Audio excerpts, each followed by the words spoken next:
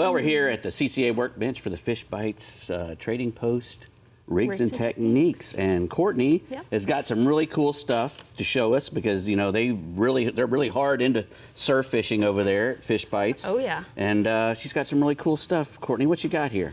So we actually have a new bait that we've come out with. This is our Easy Shrimp. So Easy Shrimp scent. However, we changed up the color. So we did a dual color. So this is our Chartreuse Shine. Right. It is shimmery. You should see it in the water. It is beautiful. Again, it's got the dual color. It's the longer lasting, so it's got the mesh inside. But if you can pick up on that sparkle, it looks amazing. Yeah, that green stuff has been really killing it this year as well. Yes. And yes, what's the other one you got there? So the other one is not quite out yet, but I'm going to tease it for you. So we have been working with our mad scientist. We've got a ghost shrimp coming out. And so that's been a really hot bait across all of Florida. And we are super excited to hopefully get this released here in the next couple of months. Maybe those guys can put all those plungers away. They're getting out there ready for the fall sucking run. ghost That's shrimp right. out all little holes all over the place. Yeah, I said hashtag no pump needed. Yeah, so. Exactly. Well, when we're using this for bait, which I always do, I always cut it up and I put it on my dropper rigs. Right. You know, I usually put a piece of bait on and then put my fish bites on there to make sure that my bait stays on the hook when I'm making those really long casts. And when I'm making my long casts, I like to use that Spinfisher 7 right there.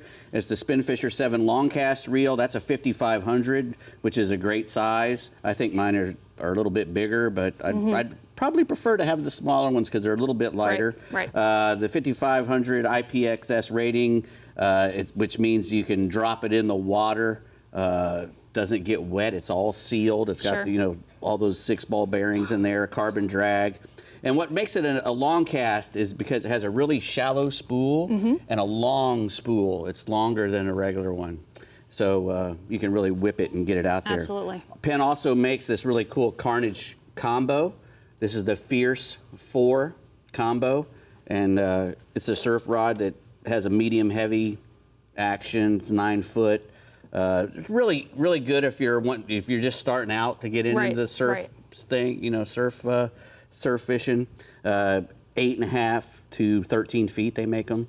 I think the 13-foot ones though are kind of stronger. They're made for more like shark fishing and stuff. They're pretty extra heavy. You can pull them in. You guys also have a signature Fishbites rod too, don't you? Yes. So we have a Fishbite Signature Series rod. We've got an 11-foot, a 12-foot, and we are coming out with a 13-foot. Oh, okay. Yeah, that'll be out soon. Well, those are really great to have, you know, and like we were saying, you know, a lot of the captains were saying before, you know, you have to have a really good set of spikes. I like to use 20-pound braid for my stuff. Some guys use a little heavier. The Berkeley Prospect braid, 15 to 20 pound. I like to use a bright color that keeps the pelicans out of my line. When you're making those. That will ruin a day. Oh, a pelican can take out 4 rods and all your gear and pop, and then you have to reel the poor thing in if it gets caught up in it. It's no fun. And I also like to use a Sputnik sinker. I think these are the sinker guys. Yep. He's a really good guy. Absolutely. He works a lot with you guys. He does. I see him at all the tournaments that you guys put on. Chip is amazing. And you know, I like to use, like I said, this is a 2-dropper loop that I made myself. This is a mortician rig, which allows those hooks to spin around on the main line. And I make them a little longer than most people. And I mainly use these type of rigs, these rigs with no floats, when I'm fishing in a place up in the Panhandle. Right, clean water. When the water is crystal clear. Sometimes they get a little spooky. You know, they don't like to have all the floats and stuff on there that other people have.